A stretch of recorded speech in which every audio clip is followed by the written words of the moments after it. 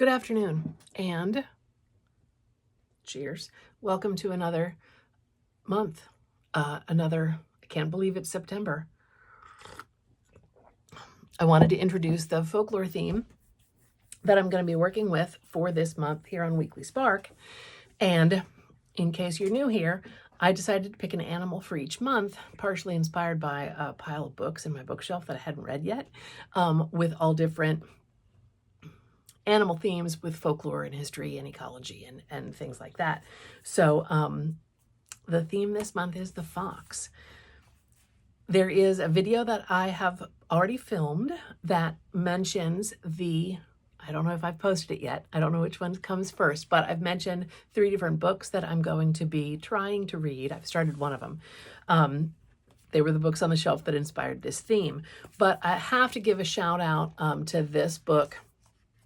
This is by a Welsh publisher, Grapheg publisher, and it is amazing.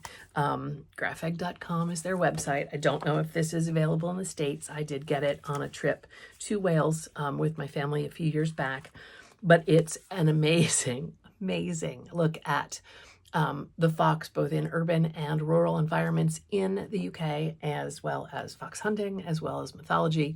There's even a whole chapter on the Kitsune from Japanese myth. So let's talk a little bit about foxes. I think the first thing that, I have pages of notes.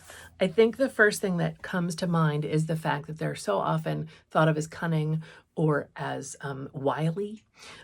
That implies their intelligence. They are very curious, but they're also playful. They're confident. They're swift. They're persistent, and they're intuitive.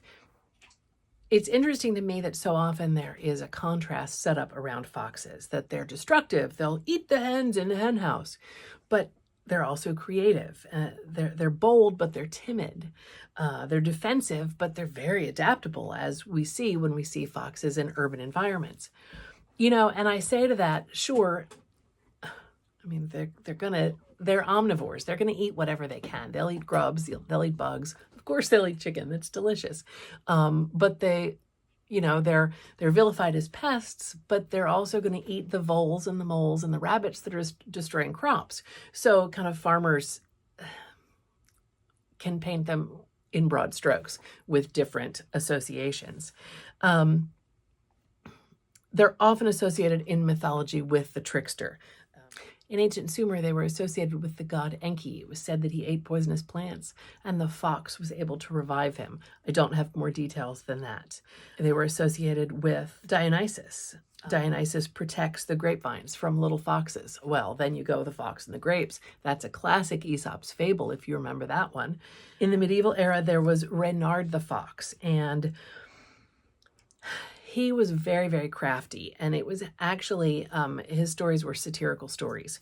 It was a satire about peasant life, and it also poked fun at the aristocracy and the church. So kind of radical at the time when the aristocracy and the church were in control of everything. But told through illustrations and traveling storytellers, they were stories that would have been accessible to the entire population, especially the peasant class that would not have been reading and writing. There are foxes that pop up quite often in Native American myths. Again, Native American culture is not a monomyth, and so there are going to be different fox characters in all different tribal associations. I have to say, if you haven't seen the Fantastic Mr. Fox movie, it's great. Before I go to Japan, let's talk a little bit about the Celtic world. The Lindow Man, which was a bog body discovered in 1984, was potentially a ritual burial or possibly a sacrifice done in like the 4th century BC. He had a fox fur armband on, which I thought was intriguing. There is an Irish proverb that says that it is, or superstition, it is unlucky to meet a woman with red hair or a fox setting out first thing in the morning. Okay, and that was especially bad for luck for fishermen. I don't even know. Irish myth has the fox coming to the island as the dog of the Norsemen, And the fox could reportedly foresee events, predict the weather, and in some cases act as a banshee and would cry and bark and scream when impending death to a family member was impending. Now, there's an Irish term which I will not try and pronounce. And it is supposedly where the term shenanigan comes from. And in Irish Gaelic, it translates as I play the fox. I mean, that I'm captivated. Right there, I'm captivated. Somewhere, I don't have it in my notes, there was a myth about the fox and the ran so fast through the sky that the static electricity charges made sparks, and that's how the Northern Lights came to be.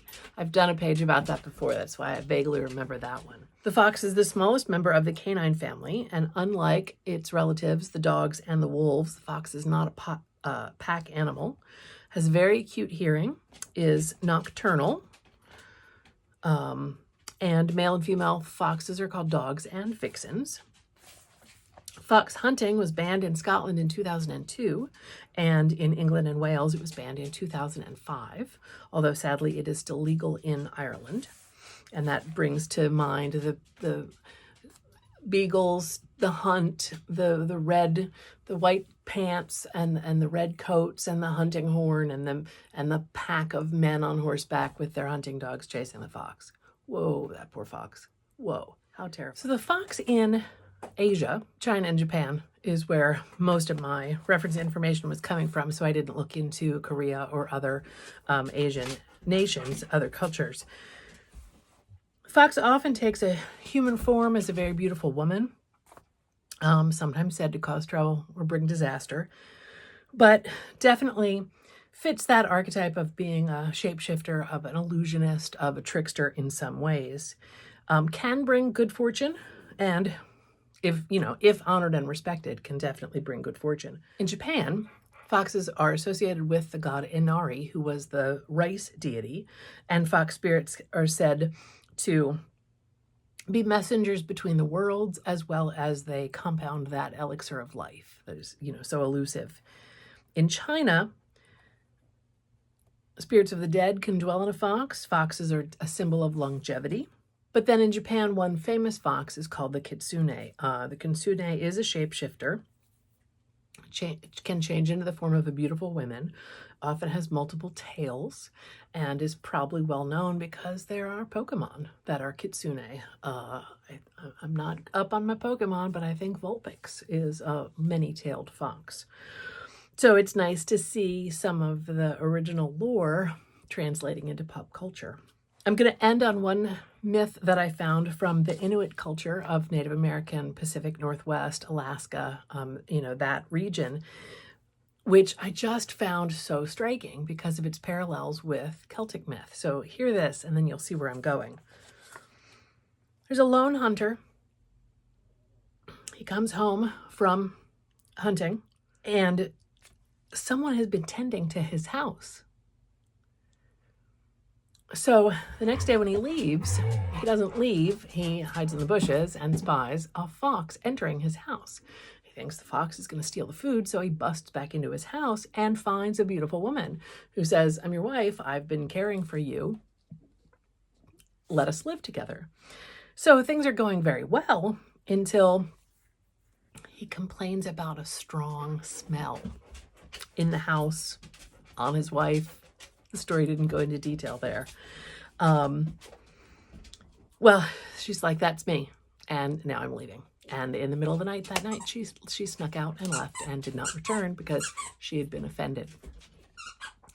But that kind of, it was described in the story that he sees this beautiful woman and there's a fox pelt hanging on the wall. I mean, what is that? That's a classic shapeshifter transformation tale. That's the Selkie not being able to find her seal skin.